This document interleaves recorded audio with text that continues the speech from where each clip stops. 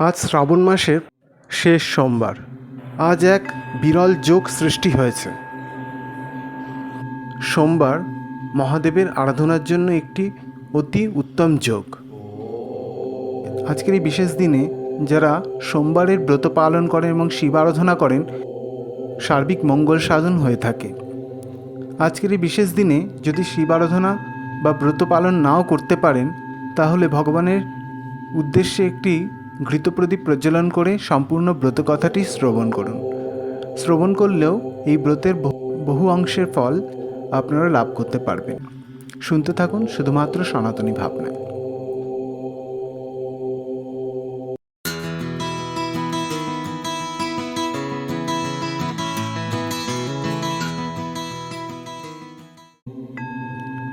একদা আর্যাবর্তে চিত্রবর্মা নামে এক রাজা বাস করতেন।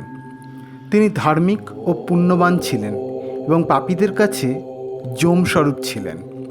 একদা তার স্ত্রী এক বরাননা কন্যা সন্তানের জন্ম দেন। নাম দেন সীমন্তিনী।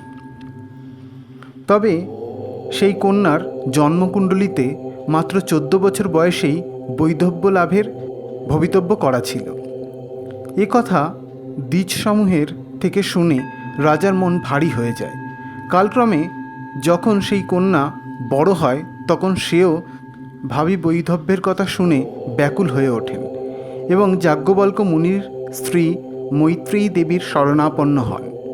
তিনি কন্যাকে ভবভবানীর অর্থাৎ হরগৌরীর পূজার পরামর্শ দেন।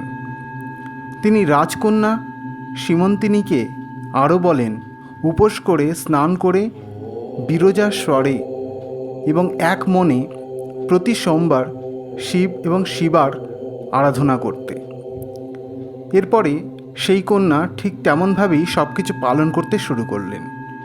অতঃপর সীমন্তিনীর বিবাহ মহারাজ নলের বংশধর চন্দ্রাঙ্গদের সঙ্গে সম্পন্ন হল। এরপর একদিন ভবিতব্য অনুযায়ী দৈববশত কালিন্দী নদীতে নৌকাডুবিতে চন্দ্রাঙ্গদ জলে তলিয়ে যান। সতী সীমন্তিনী এত কিছুর পরেও সোমবার ব্রত পরিত্যাগ করেননি। এভাবে 3 বছর কেটে গেল। অন্যদিকে চন্দ্রাঙ্গদের বৃদ্ধ পিতা ইন্দ্রসেন শত্রুদের আক্রমণের ফলে সিংহাসনচ্যুত এবং কারারুদ্ধ হন। এরপরে শুরু হয় আসল ঘটনা। জলে নিমজ্জিত হয়ে রাজপুত্রের মৃত্যু হয়নি, বরং সে চলে যায় পাতাল দেশের নাগলোকের দিকে। এরপর তাকে নাগকন্যারা নিয়ে যায় নাগরাজ তক্ষকের কাছে।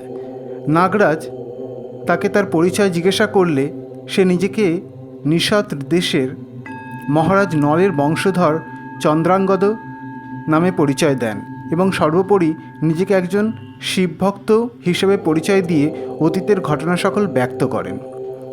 তার মুখ থেকে শিব মাহাত্ম্য এবং শিবতত্ত্ব সহ সব বিবরণ শুনে নাগরাজ তক্ষক অতীব প্রসন্ন হন এবং চিত্রাঙ্গদের অনুরোধে তাকে যথাসম্ভব উপহারাদি এবং বাহন হিসাবে কামগামী অশ্ব প্রদান করেন এবং তাকে ভূলোকের উদ্দেশ্যে প্রেরণ করেন।